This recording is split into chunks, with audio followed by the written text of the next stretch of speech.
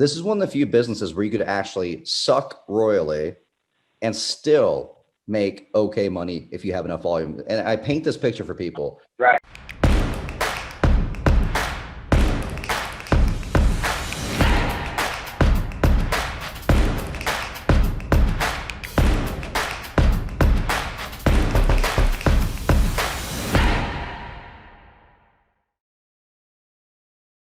Be a lot more creative on the deals. You know, like if a business owner is saying, especially when you guys are brand new, like you guys, this is what Dan and I talked about a lot.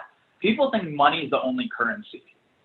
Like so that business owner might have something you want, and maybe that something you want is maybe they've been in business 60 years and their family's been in business and they've been like they're the center of the town. They're like the glue that brings all the business owners together. And maybe what you do is you say, well, tell you what, like if you give me your entire Rolodex of business owners and you open the door for me in all these different niches and all the people you know, if you can get me 3 clients, yours is free.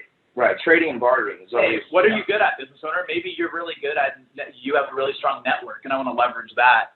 And so it's really important that like in any deal, there's sometimes that's more valuable than the money. And I know for me, like what I wanted, like what I valued more was mentorship and having people older than me who's been through all the failures so I can learn quicker.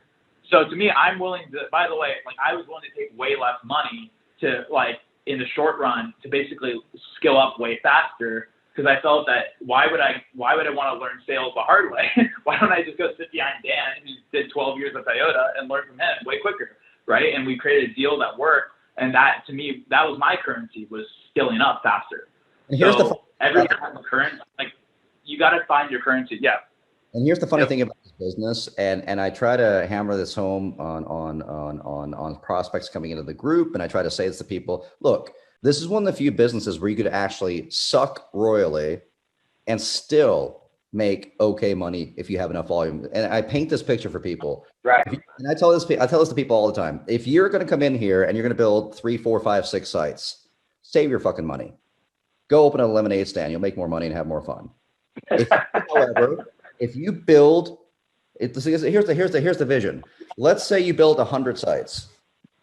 And let's say, and I'm using I'm forget SEO, all the other stuff, just on the lead gen portion, right? You build 100 sites. Let's say you fuck up 90% of them. So you can only rank 10 of them and you get 10 out the door. And let's say you don't do the group average of $750, $800 a month per site, because remember, you suck at this. So let's say you're only making about $500 a month per site. Well, in my simple world, if I get 10 sites at $500 a month, I'm making $5K a month. That's $60K annually. I'm failing supposedly 90% of the time, but I'm making 10 to 15 grand more a year than the average American working 60 hours a week. Don't overthink this shit because you're not going to fail 9 out of 10 times. What if you're a baseball player and you build 100 sites and you rank 30 of them at $500 a month? Now you got 15 grand a month coming in. If you've got enough volume, small incremental improvements on either metric, either the number of sites you get ranked or the amount of revenue you get per site, can have dramatic impact on your revenue as long as you have enough volume. And you don't necessarily have to be a rock star at sales. You just got to be persistent. Actually, on that point, which I love, is to turn it to the business owners, the small business owners. This is also important too. Most people, like, we're so conditioned as people to do certain patterns that sometimes with a business owner, you need to do the math for them and go, wait a minute, you're a tree care guy. You need to basically get 2 jobs from my website, 2 leads that you close to be highly profitable on this monthly SEO deal. Right. So like let's just stop for a second here before we start like worrying about this. Like, you really don't believe you can get 2? Or almost like they don't believe in you. Chiv, almost like you got to get them to quantify it. Yeah. You got to get them to quantify it so they can feel the pain that they're not getting. If they quantify it, you've got to get them to quantify it. If they say, well, every job is $1,000 to me, and you say, well, I'm getting 10 leads a week right now, and use Eric's math, what's your close rate? You have to ask the questions. If you don't have the questions dialed in that you're going to be asking that person in that industry, and you're not practicing them on your dog, your sister, your girlfriend, I don't care. If you're not practicing them, you're not going to know when to ask the right questions. But if they quantify that number and they say it, they're yours.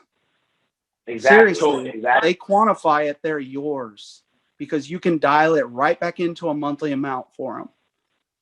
Yeah, Exactly. they're gonna sell themselves on why they need you. Right. It's gonna click at that time as soon as that happens. So Yeah, I mean, Yeah, it's almost quantifying like too. you've got to have the quantification questions down too. Is like, how often does it happen that you don't close a job? Well, I get 5 leads a week and I only close one of them. So you don't close 4 of them. Well, what if I gave you 10 more? How Right. much do you make when you close a job? Well, I make $1,000 every time I close a job. Well, right there, you just told him that if he closes one more extra a week, your site's worth $4,000 to him. So Exactly. you have to ask the right question. When I go in and I've been selling for 24 years. You guys know that. I'm old. I'm older than Eiric. When I ask the question, how often does that happen? And they say all the time. And then I say, it probably doesn't cost you much, does it? You have to shut up as soon as you ask that. Because if you open your mouth, Don't want to shut up is important. if you open your mouth, they're going to answer and they're going to say, it cost me $100,000 a month. Boom. Right there. You know, you've got something you can sell for $200,000, $300,000, $500,000.